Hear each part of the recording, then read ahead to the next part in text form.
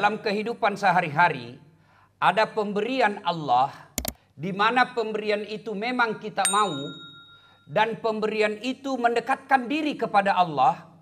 Itulah yang lazimnya disebut nikmat. Saya mau jadi pegawai dan Allah kabulkan. Lalu kepegawaian saya itu makin mendekatkan saya kepada Allah, itulah nikmat. Tapi ada juga pemberian Allah, kita tidak mau, kita tidak senang, tapi Allah kasih. Itulah musibah. Tidak ada orang mau terbakar rumahnya, kena gempa, banjir, badai, tapi Allah kasih. Kena musibah. Dan musibah itu datang tidak serta-merta. Tidak ujuk-ujuk datang, tak banjir. Tidak. Allah ini Maha Pengasih dan Maha Penyayang. Tidak mungkin tiba-tiba satu daerah dikasih, tak. Dan sifat musibah itu ada 3. Musibah itu ada 3 kategori. 1, ujian. Siapa yang diuji? Mereka yang baik imannya. Mereka yang bagus akhlaknya. Nah, Allah turunkan musibah. Sesungguhnya dia lagi diuji. Namanya orang ujian pasti berat. Tapi pasca ujian, maqamam mahmuda. Saya angkat derajatmu. Mau jadi dokter, bondak gampang. Diuji. Mau jadi guru besar, tidak gampang. Tapi begitu kau lulus, dapat kau penghargaan. Jadi kau dokter, jadi kau guru besar. Diuji. Yang kedua, musibah berupa teguran. Siapa yang ditegur? Mereka yang 50-50. Dia yang sholat, dia yang korupsi. Dia yang sedekah, dia yang rampok. Allah tegur, jangan kau begitu. Kasih musibah. Yang ketiga, musibah berupa azab. Pacallah. Siapa yang mereka diazab? Mereka yang maksiat, tidak pernah ibadah, dosa aja dia kerja. Dikasih kau azab. Dihukum kau dulu. Bahasanya dipanjar kau. Aslinya nanti di akhirat bayar lunasnya. Dalam satu kawasan, satu musibah, banjir, gempa, tsunami, longsor, satu jenis musibah. Dalam penduduk itu ada 3 kategori. Ada yang diuji, ada yang ditegur, ada yang diazab. Nah, untuk mengetahui apa dia uji, diazab atau dia ditegur, tergantung orangnya. Ada orang tidak sholat, tidak puasa, maksiat aja kerjanya. Di lingkungannya tidak ada senang. Tiba-tiba kena tsunami, longsor. Dia datang, diuji kah ini? Diuji kah Ustaz? Dalam hatiku, bukan diuji, dipanjar kok. Nah, kenapa Allah turunkan musibah? Tidak mungkin Allah turunkan begitu saja. Bahasa Al-Qur'annya menurut surah Ali Imran, itu bahasanya diundang itu musibah datang. Mu'obbi'i. Apa yang penyebab datangnya musibah menurut Al-Quran surah Ali Imran ini? 1. Wa yakfuruna bi ayatillah. Mereka kufur terhadap ayat-ayat Allah. Apa itu kufur? Bahasa Arab. Apa Indonesianya? Kau sembunyikan ayat-ayat Allah. Artinya apa? Kau baca ayat Allah, kau baca tiap malam Jumat, tapi nilai-nilai dalam ajaran itu kamu injak-injak. Sudah tahu bayar zakat wajib, tapi tidak bayar zakat. Zakat, ini yang banyak kita lalaikan. Solat Pak, alhamdulillah bagus solat kita. Tapi kita lalaikan zakat. Padahal zakat itu satu paket dengan solat. Orang yang tidak solat, bayar zakat, solatnya sia-sia. Tidak bayar zakat. Orang yang bayar zakat tapi tidak menunaikan solat, zakatnya akan hilang. Tidak ada gunanya. Dalam ilmu tafsir, ini disebut perintah serangkai. Maknanya, tidak diterima perintah yang satu apabila perintah rangkaiannya tidak dilakukan. Ati'ullaha wa ati'ur rasul. Taat kepada Allah, taat kau kepada Rasulnya. Taat kepada Allah tapi mengkhianati Rasul, taatmu kepada Allah sia-sia. Begitu juga sebaliknya. Perintah serangkai yang kedua, aqimis sholat wa atuz zakat. Tetongang isam pajangnya, wajah sekemu. Tidak boleh dipisah. solatnya baik, tapi zakatnya dia tidak tunaikan, maka solatmu akan sia-sia di akhirat kelak. Kita kalau solat Pak rajin, puasa rajin, umroh tiap tahun. Tapi sudah kita zakati itu mobil tak? Sudah kita zakati itu jam tangan tak? Sudah kita zakati itu handphone tak? Sudah kita zakati itu rumah tak? Sudah kita zakati itu honor tahunan tak? Kalau tidak, inna azabi lazadid. Tunggu mi kucallako. Dan azab Allah itu turun tak. Biar yang sholat kena di situ. Biar yang baik agamanya kena di situ. Kenapa? Yang baik agamanya diuji kok. Ujianmu apa? Kenapa tetanggamu kok tidak ingatkan? Bayar zakat kita, Pak. Bapak yang punya mobil, punya rumah, apa sudah bayar zakat? Kalau tidak disakatkan, ilustrasi sederhananya begini. Detoje namanya nilo puangnya, itu zakat, tidak banyak ji. Berapa Ustadz? 2,5% ji, tidak cukup 3 saudaraku. Kata Allah yang 97,5 ambil semua mako. 2,5 ji saya minta.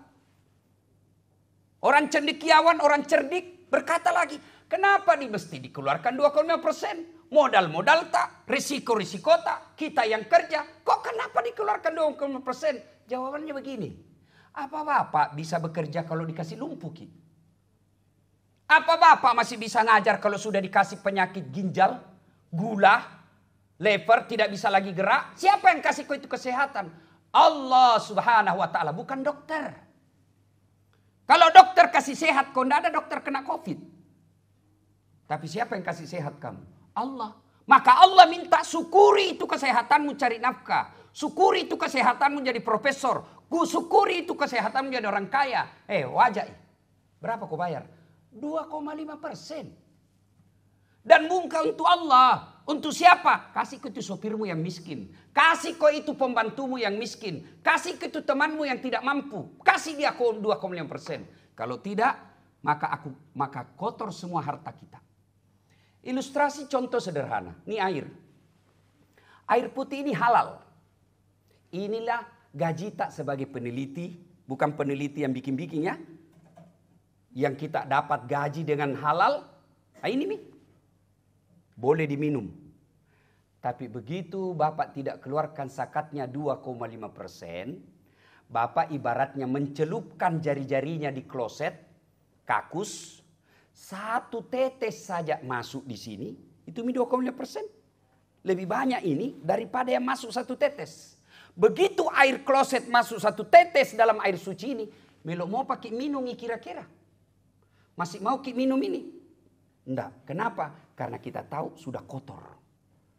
Orang yang punya penghasilan, lalu tidak bayar zakat, rumahnya dia tidak zakati. Kebunnya dia tidak zakati, empangnya tidak disakati, gajinya tidak disakati, maka berkumpul, maka itu yang disebut titel Al-Quran At-Takazur. Berlomba-lomba memperkaya diri, mencari dunia sebanyak-banyaknya, lalu mereka enggan membayar zakat, maka akhirat nanti kau dapat hukumannya.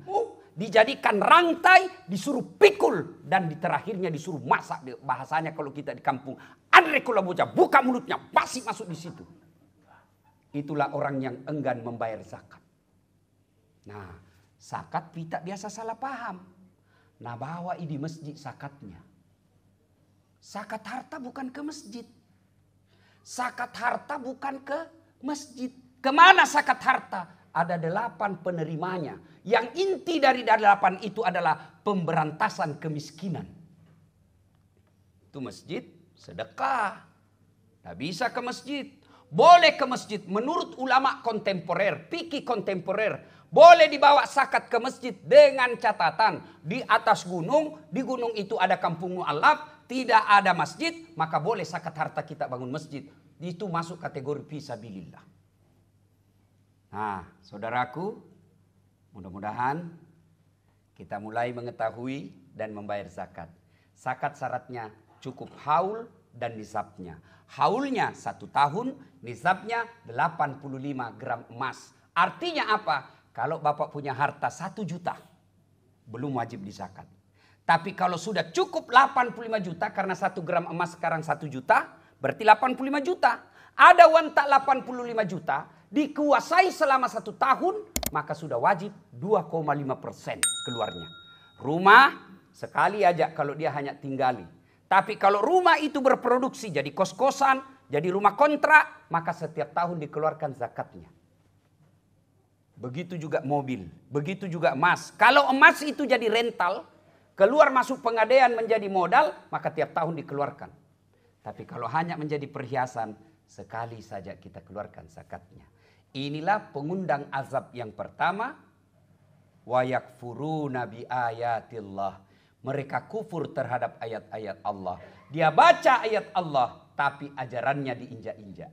Yang kedua penyebab datangnya azab Allah, mereka membunuh Nabi secara tidak benar.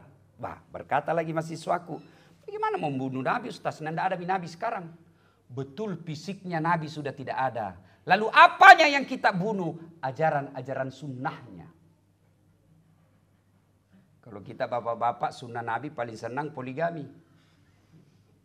Tapi sunnah-sunnah Senin Kamis, berat. Solatnya Nabi, sampai bengkak betisnya Nabi kalau solat. Kita solat duhur 3 menit, 2 menit. Isya 2 menit cepat. Ditanya kenapa cepat sekali? Kan kita bukan Nabi Ustaz. Nabi itu solat 10 menit, 20 menit. Itu Nabi Ustaz. Kita ini manusia biasa. Tapi kalau istrinya Nabi langsung kita nomor 1 depan. Sunnah. Membunuh sunnah Nabi. Kemudian yang ketiga penyebab datangnya azab Allah. Terlewat-lewat. Mereka melampaui batas. Coba lihat Pak, kita melampaui batas. Kalau dulu orang malu dibilang pejudi, sekarang judi jadi kebiasaan hidup kita. Judi online. Dan kita tahu dan dibiarkan. Tunggu kasih turun semua. Kenapa orang baik kena? Kenapa kau tidak tegur? Berzina, selingkuh. Orang malu dibilang poligami Pak, takut. Tapi selingkuh dia senang. Berbuat maksiat tidak malu lagi. Dulu kalau ada orang hamil diusir dari kampungnya. Sekarang pesta 7 bulan Pak. 7 bulan hamil kasih pesta besar-besar.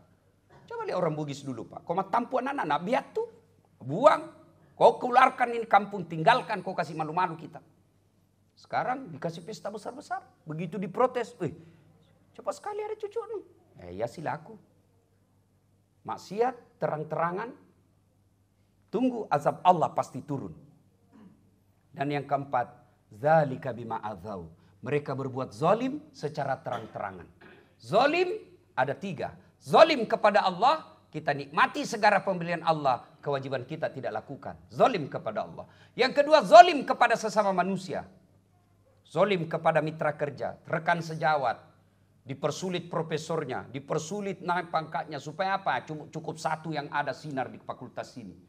Orang zalim seperti itu, tunggu mina siksa ku Allah. Gimana cara Allah menyiksamu? Pensiun nak kena mau stroke. Dan begitu kau kena stroke, tidak ada itu anak buahmu mau datang. Malah dia berdoa, mudupai. Na'udzubillah min zalik. Zalim kepada sesama manusia.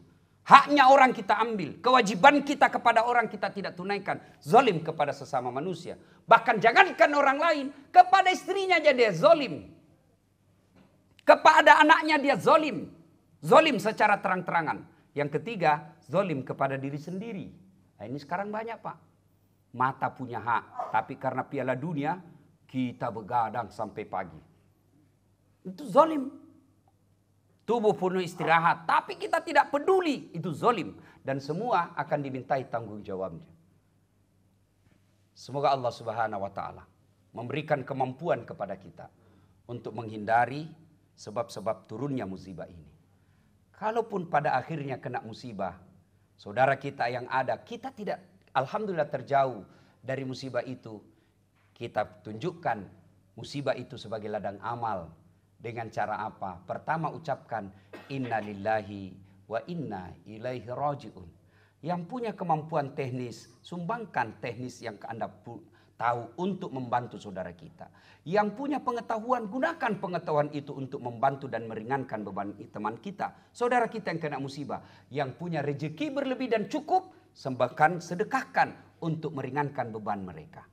Ini yang disebut orang kena musibah, kita menjadikan dia ladang amal. Mudah-mudahan musibah yang menimpa negara kita bukan berupa hukuman, bukan juga teguran, mudah-mudahan ujian karena kita ingin naik menjadi orang-orang yang diberkahi dan dilindungi oleh Allah Subhanahu wa taala.